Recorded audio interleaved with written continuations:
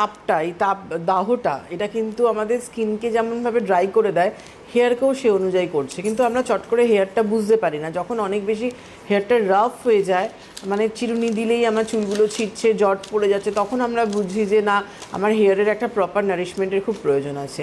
দেখুন, নারিশমেন্ট বলতে যে কথাটা প্রথমেই আসে সেটা হচ্ছে একটা ভালো হেয়ার অয়েল ইউজ করা খুব দরকার। আর ওশিয়া হার্বালসের যে ফাইটোগেন হেয়ার অয়েলটা রয়েছে, মানে ধরো আমাদের ফাইটোগেন রেঞ্জের মধ্যে ভাইটালাইজার একটা রয়েছে যেটা ওয়াটার বেস, একদম জলের মতো, যেটা তোমার রিগ্রোথ করছে, স্কিনের ভলিউম বাড়াচ্ছে, সব কাজ করছে।